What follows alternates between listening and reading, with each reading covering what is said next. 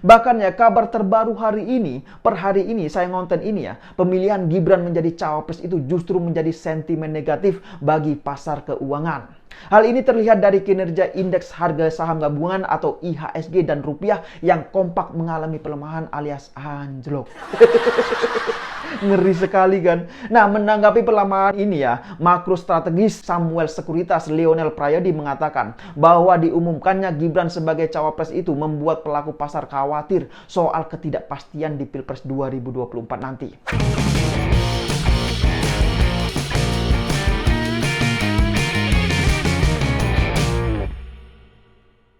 Ya, selamat malam dan jumpa lagi di konten saya. Banyak yang kecewa ketika Gibran akhirnya diumumkan sebagai bakal calon wakil presiden untuk mendampingi Prabowo Subianto. Ya, meskipun Gibran semalam sudah dideklarasikan sebagai cawapres Prabowo, namun sepertinya ada yang aneh saat pengumuman itu dilakukan. Ya, coba perhatikan saja ya, saat deklarasi itu dilakukan, banyak ketua umum koalisi Prabowo yang menunjukkan wajah tegang alias tidak bahagia. Lah ini kan aneh sekali. Nah, pertanyaannya adalah kok bisa seperti itu? Kira-kira apa yang membuat mereka seperti itu? Dan ternyata ya ada cerita seru di balik semua ini. Ya, saya akan ceritakan. Nah, tapi sebelum saya cerita, silakan disimak terlebih dahulu cuplikan video berikut ini. Kita telah berembuk secara final, secara konsensus, seluruhnya sepakat mengusung Prabowo Subianto sebagai calon presiden Koalisi Indonesia Maju untuk 2024-2029 dan Saudara Gibran Rakabuming Raka sebagai calon wakil presiden dari Koalisi Indonesia Maju. Nah, gimana setelah menonton cuplikan video barusan? Benar kan seperti yang saya katakan, wajah-wajah para ketua umum partai koalisi Prabowo itu terlihat sangat tegang. Padahal mereka ini kan harusnya berbahagia, bukan malah terlihat tegang semua. Lah ini kan jadinya semakin terlihat bahwa sepertinya memang ada sesuatu yang disembunyikan oleh mereka. Dan ternyata memang benar hal itu adalah terkait dengan kabar bahwa ketika Prabowo nanti dipasangkan dengan Gibran, kabarnya ya justru elektabilitas Prabowo nanti bisa semakin menurun. Nah, inilah yang dikhawatirkan oleh Prabowo dan para ketua umum koalisi. Tapi ya mau gimana lagi, konon memang ada kekuatan besar yang memaksa agar Gibran itu bisa disandingkan dengan Prabowo Subianto. Ya, sebut saja bahwasanya sumber kekuatan besar itu berasal dari Baginda Ratu yang berada di perguruan kungfu naga api.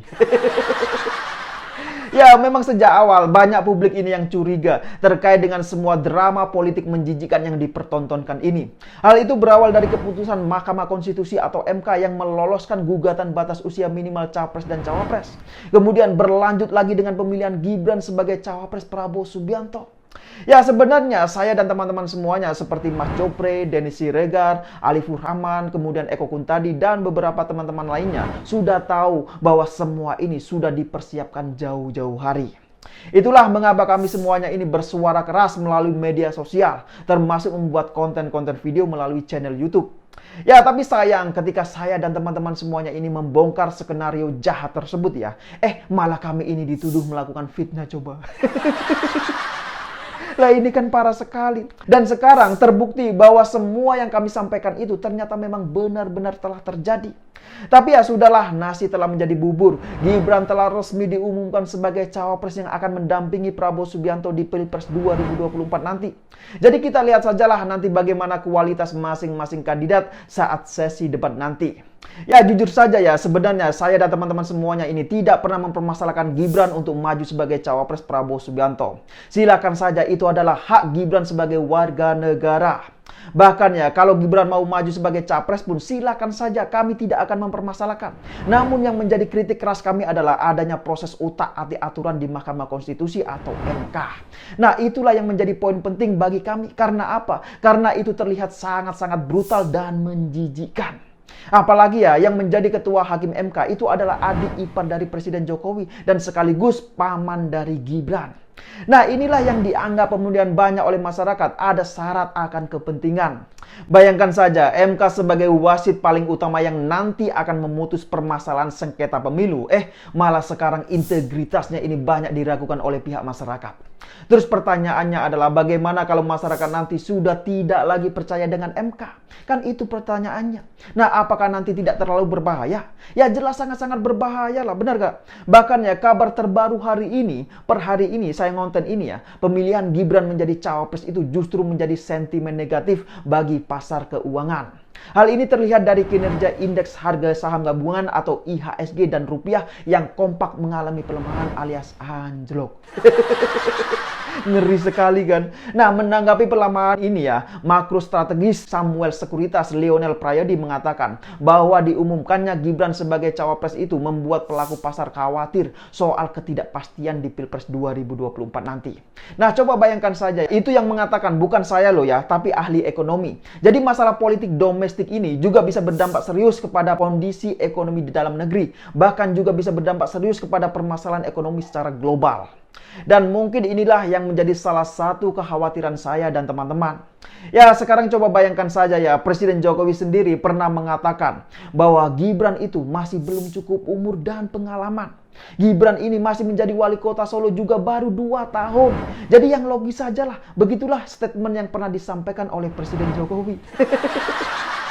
Nah, tapi sekarang yang terjadi apa coba? Justru Presiden Jokowi sendiri yang merestui Gibran untuk maju sebagai cawapres Prabowo Subianto. Lah ini kan aneh sekali.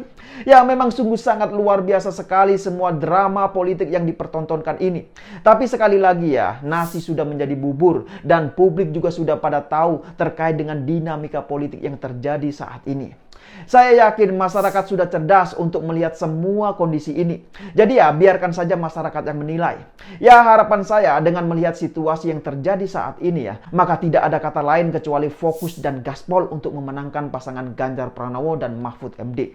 Ya, menurut saya mereka berdua adalah kandidat capres dan cawapres yang matang dan sudah banyak sekali pengalaman.